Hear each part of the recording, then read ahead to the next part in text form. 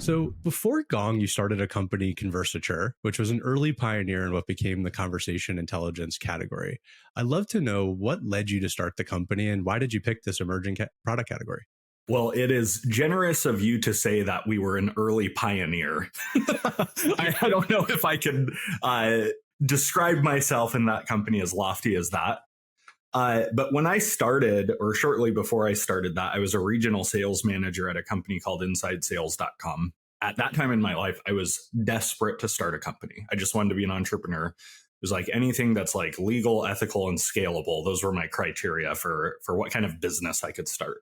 And I remember one day I was trying to help a few reps ramp faster that were on my team. And I was hamstrung, right? I couldn't like listen to their calls, at least easily, right? Without like riding shotgun. And so I stumbled across this industry that's been around for a while called speech analytics. And this is almost like old school clunky versions of Gong, but for call centers. And so I found an industry analyst for that industry. I think he worked at Gartner or something like that. I got him on the phone and I was like, why doesn't this exist for B2B? Because like as a sales manager, I have this problem. And he goes, I don't know. And that was enough for me. Like I had saved up enough like life savings at that point where I was like, okay, this is what I'm starting. So shortly after that, I left my job. Horrible timing. It was like right after I think my son just turned 1 year old. And so like lots of reasons to not be starting a company. And I went and my co-founder, who's my current co-founder in my existing business and P Club, he joined me and that's how that got started. Yeah, I think my first job out of college, I worked at Yelp, and I remember my manager like barging in to the calls, and like that was the only way.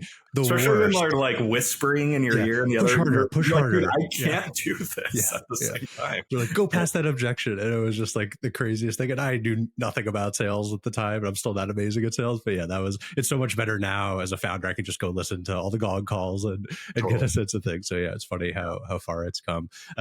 I'm curious, how far along did you get into the business? Like, did you have a working product? Did you have customers? Like, how far along did you get? Yeah. We had working with air quotes around it. Yeah. We did, I think we did that business for about 18 months and maybe generated like 20 or 30 grand in total revenue. And so I mean, my hair is pretty gray. That comes from that period of my life, right? Just like living off of life savings, watching my bank account go like this every 2 weeks so that I could, pay my family's bills. So we got to like a minimally working product, a handful of customers, and it was like a really long story that led us to like finally throwing in the towel. There were a number of reasons that we eventually did. This was like October 2016. We finally decided we were going to stop pursuing this business. And I told the handful of customers we did have to go check out Gong. A few months before that, Gong had announced their like avocado seed round. It was like $6 million. And so now they were like, out in the world. And one of our customers, the CEO of like one of the first customers we closed, their implementation was not going well because we had a quote unquote working product. And he forwarded me the press release from Gong. And he goes, sounds like your space is heating up. And he almost like meant it as like a get your shit together. And I remember that day, this was in June 2016. I got that. It was 3 p.m. I closed the blinds. I went to sleep. I didn't wake up till 5 a.m. the next day because I was like so despondent. I was like, we're done. Like Gong's going to crush us. I knew of Amit, right? The CEO of Gong. I knew who he was. I knew he had been working on this. And so that was like kind of a devastating day for me. But then like, fast forward a few more months, it just didn't work out. We told our customers, go check out Gong.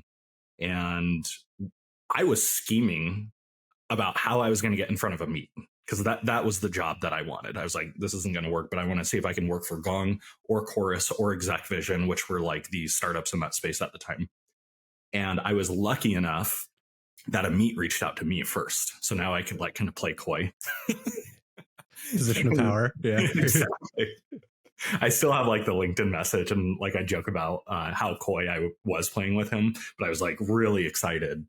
And he was like, hey, I heard you're closing up shop from some of your customers. I hope it's not true. But if it is, I would love to have you come run product marketing over here, which I've never done. Like I've never worked in marketing For some reason at that point in my life, I wanted to try my hand at product marketing. And so I just, after interviewing with some of the other companies too, I decided to join Gong.